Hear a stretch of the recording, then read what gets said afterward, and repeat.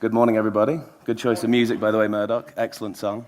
So I'm Lawrence Greaves. As Murdoch mentioned, I'm the CEO, co-founder of Opkix. And with the help of the people in this room, we're bringing something that's first to market, that's groundbreaking, that I think can change the world. So we live in a period of time where we're all dependent on our smartphones. I'm not advocating a divorce from that smartphone. I'm addicted to it myself. But there's certain times that I want to put it down, put it in my pocket, but still capture a moment, capture a memory. And I think that nowadays, memories are captured through the storytelling art of video. So what we've built is the world's smallest, smartest, and we think sexiest, if I can say that, in a room full of engineers, portable video camera in the world. We're able to get content off this device faster than any other camera through this combination of Wi-Fi and Bluetooth. And the camera run times are, we think, an industry first for something that's 35 millimeters long, consistently running for over 15 minutes, and being able to get that content onto your smartphone to edit and share across all of your social platforms. So whether it's Instagram, Facebook, Twitter, WhatsApp, emailing video files to your family, we can connect you at the speed of now.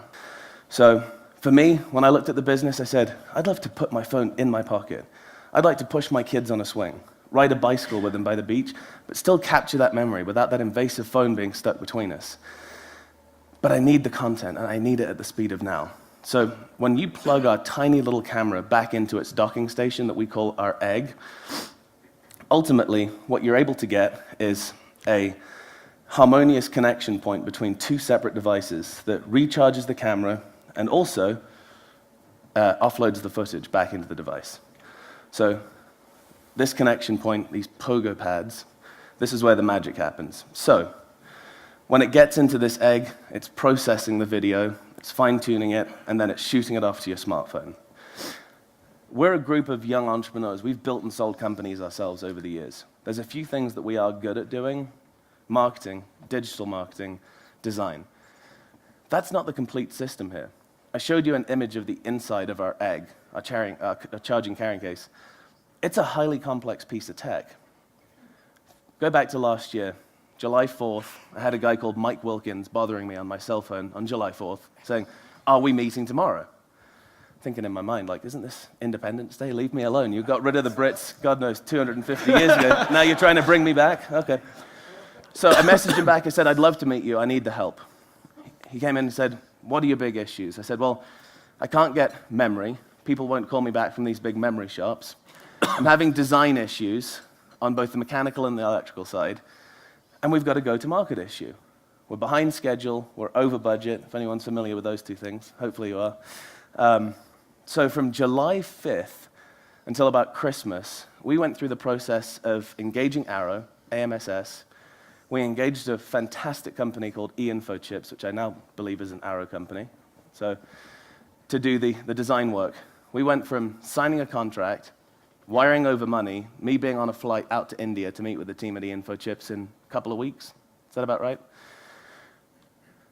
What Arrow does for us is they do all the things that we don't have the background, skill set, or infrastructure to do, and frankly don't have the desire to do it. It's not about buying components from them, although it is for you guys, I realize that. But it's not about buying components. It's about getting the correct components in our camera that work.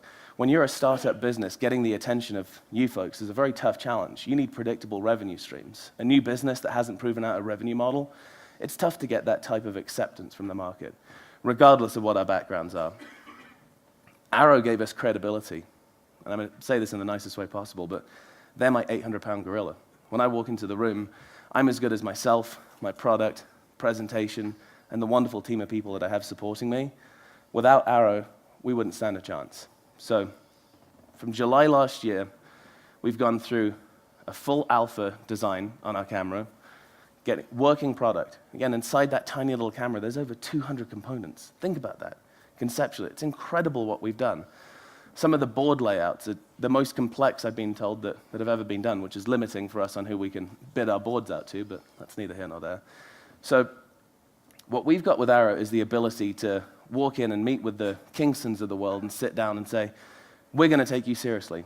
If Arrow takes you seriously, we want to take you seriously. And then they meet us, they get enthused about the product, the team. We've all put so much time and effort into this product. and there's such a huge demand. So what Arrow does is they pay almost half of my company without me having to fix the payroll costs. They get paid through other services, and for me, as a young entrepreneur, I don't know where we'd be without them. Simple as that. So unfortunately for me, learning is a very painful thing when you're the CEO of a consumer product startup. If I have learned it, it's probably because I've had my butt kicked in one way or another. And I'm going to give them the plug, but we wouldn't have been able to get to market this quickly without the support of the engineering team at Arrow. And no question, we wouldn't be where we are today without eInfochips. I got to tell you, the engineers on the eInfochips, first of all, have a good sense of humor. I show up a week after we signed the contract. They're like, who is this guy wearing shorts in our office? It's a very, very strange accent. But they were accommodating to me. And when I say accommodating, I mean breakfast, lunch, dinner, smiles, just gracious as can be. And I want to say that the software team at eInfo at one point was working 16, 18 hours a day to get us through crunch time. You normally have to have a full-time employee that has equity, that's vested, that's getting huge bonuses before you get that type of performance.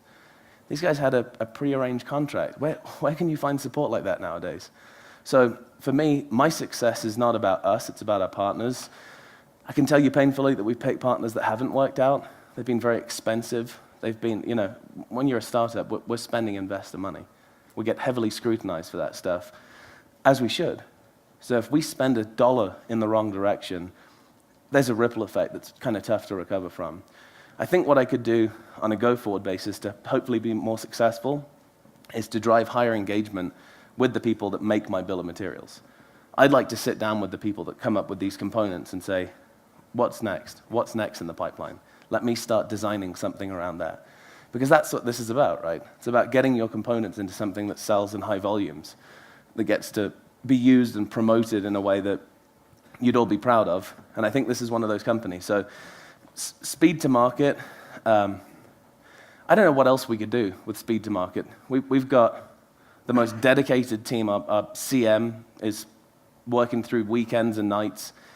The engineering team's the same thing.